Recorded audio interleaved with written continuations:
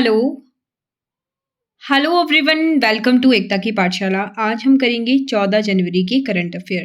तो आज का पहला क्वेश्चन है, हाल ही में प्रधानमंत्री ने देश के सबसे लंबे पुल अटल सेतु का लोकार्पण किया है, जिसकी आधारशिला स्वयं पीएम ने कब रखी थी?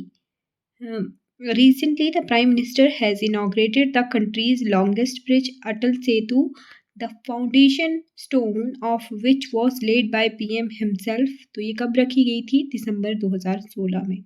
तो कल मैंने आपको मुंबई हार्बर पुल के बारे में बताया था कि जो डिस्टेंस कम करेगा वही ये अटल सेतु है। हावड़ा ब्रिज के पास जो जगह है ये लगभग 16 किलोमीटर समुद्र के ऊपर है और लगभग 5 किलोमीटर ये ज़मीन के ऊपर है। यानी ये 22 किलोमीटर के आसपास ये लंबा पुल है, सेतु है।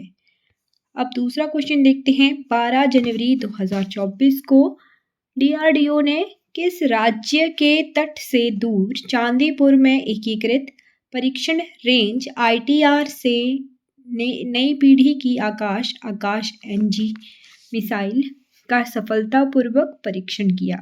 On January 12, 2024, DRDO successfully test-fired the new generation Akash NG missile from the Integrated Test Range ITR at Chandipur off the coast of which state? तो ये कहाँ से? उड़ीसा के तट से ये DRDO ने 12 जनवरी 2024 को ये सफलतापूर्वक मिसाइल आकाश NG का परीक्षण किया है। तीसरा क्वेश्चन है, निम्नलिखित किस शहर को हाल ही में सर्वश्रेष्ठ सफाई मित्र सुरक्षित शहर का अवार्ड दिया गया है?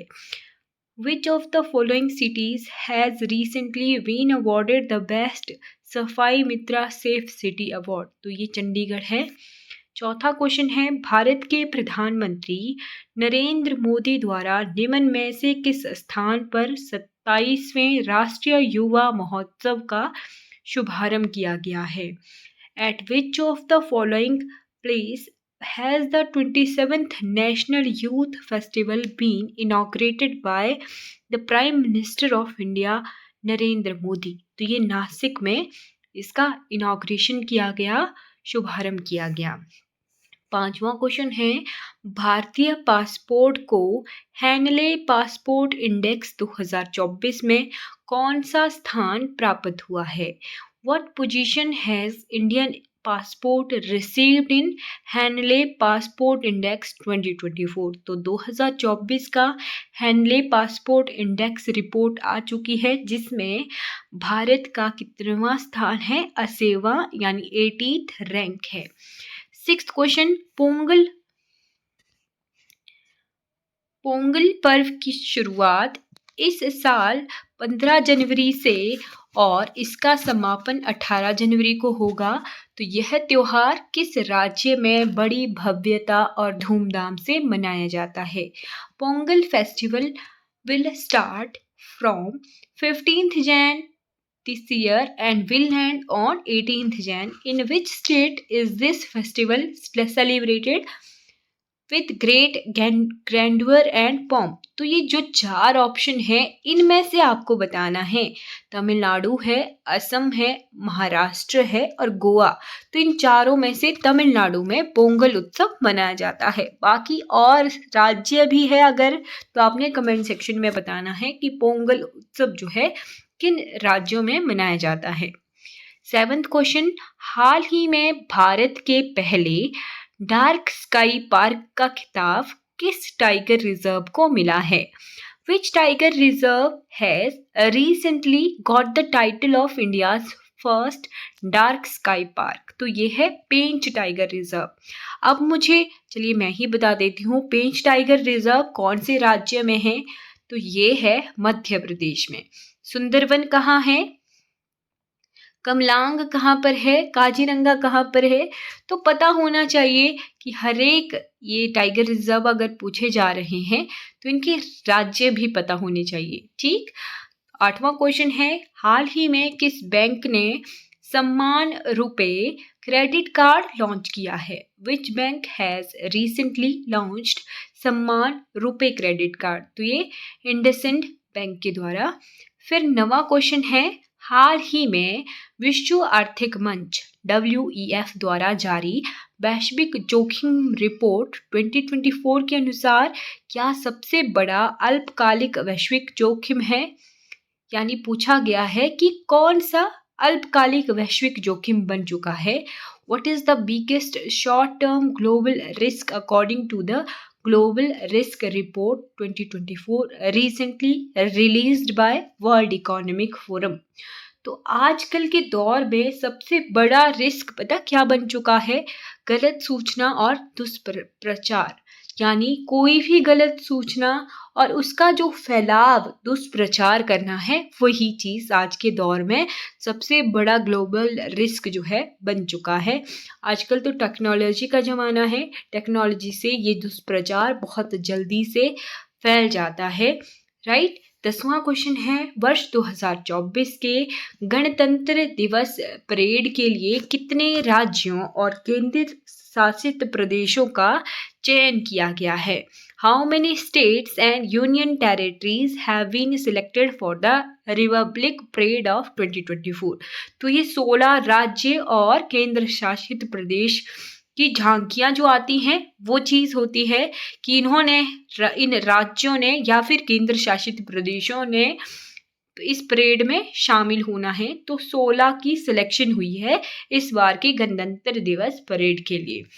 11वां क्वेश्चन है, प्रधानमंत्री अनुसूचित जाति अभ्युदय योजना PM अभ्युदय योजना निम्नलिखित में से कौन सी योजना शामिल नहीं है? Which of the following scheme is not included in the प्रधानमंत्री शेड्यूल्ड कास्ट अभ्युदय योजना? तो इसमें से इन 4 में से जो दूसरे नंबर की है प्रधानमंत्री कौशल विकास योजना PMKVY, ये जो है PM अजय में शामिल नहीं है। तो बाकी 3 शामिल हैं, कौन कौन सी हैं ये भी देख लेते हैं। प्रधानमंत्री आदर्श ग्राम योजना, दूसरी है अनुसूचित जाति उपयोजना के लिए विशेष केंद्रीय सहायता SCA से SCSP, फिर बाबू जगजीवन राम छात्रावास योजना, ये भी जो है इसमें शामिल है PM अजय में। तो प्रधानमंत्री कौशल विकास योजना PM अजय में शामिल नहीं है।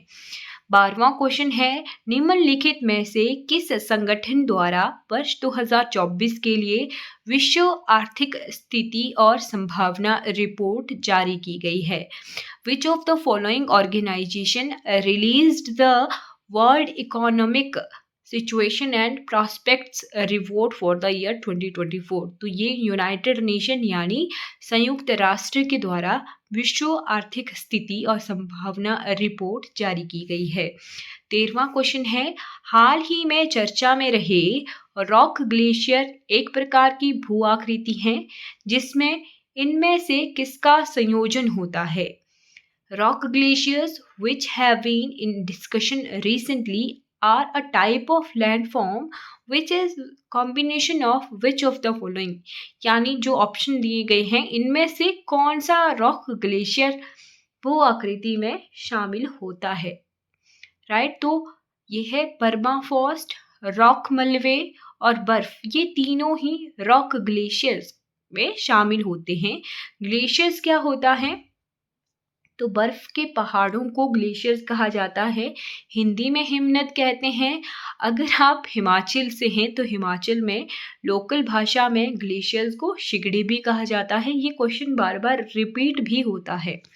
14वां क्वेश्चन देखते हैं, हाल ही में किस चिड़ियाघर ने हिम तेंदुओं के लिए अपने सफल संरक्षण प्रजनन कार्यक्रम CBC हेतु वर्ल्ड एसोसिएशन फॉर जू एंड एक्वेरियम WAZA से अंतरराष्ट्रीय मान्यता हासिल की है?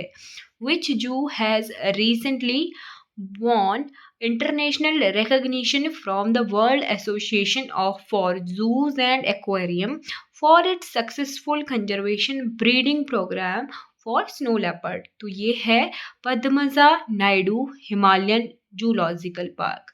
अब मुझे आपने कमेंट सेक्शन में बताना है कि ये जो पद्मजा जू Naidu Padmaja Naidu Himalayan zoological park है, ये कौन से राज्य में है, और साथ में इसकी स्टेट भी बतानी है आपने। साथ में आपने मुझे ये भी कमेंट सेक्शन में बताना है कि हिम तेंदुआ किस राज्य का राजकीय पशु है। 15वां और आज का अंतिम क्वेश्चन है, 14 जनवरी 2024 यानी आज सशस्त्र बल पूर्व सैनिक दिवस मनाया गया। Armed force ex serviceman day will be celebrated on 14th of Jan 2024। तो ये कौन सा वाला armed force ex serviceman day था? तो 8वां था ये, अब तक का 8वां सशस्त्र बल पूर्व सैनिक दिवस। आपने मुझे बताना है, कमेंट कीजिएगा ज़रूर, नहीं तो फिर मैं आपको पिन में ये बता दूंगी कि जो सशस्त्र बल पूर्व सैनिक दिवस है ये किनके याद में या किन्हें स्मरण करने के लिए, उन्हें रिस्पेक्ट देने के लिए ये मनाया जाता है। आई होप आप मुझे बताएंगे। एक ऐसे पर्सन हैं जिनकी 1955 में रिटायरमेंट हो गई थी और उन्होंने 1947 की जो लड़ाई थी भारत पाक युद्ध, जो कि बंटवारे के लिए हो रहा था, वहाँ पर ये आज़ाद भारत के लीडर रहे थे, भारतीय सेना के पश्चिम की तरफ की टुकड़ियों के सेना के। तो आपने मुझे कमेंट सेक्शन में ज़रूर बताना है कि ये कौन है। आई होप आपको ये वीडियो सीरीज़ अच्छी लग रही होगी। अगर आप इस वीडियो को देखते हुए यहाँ तक पहुँच चुके हो तो मेरे चैनल को सब्सक्राइब ज़रूर कीजिएगा और इन वीडियोज़ को दूसरों तक ज़रूर शेयर कीजिएगा। आई होप आप ज़रूर करेंगे। Thank you so much. आपका दिन, आपका समय और आने वाला वर्ष शुभ हो। धन्यवाद।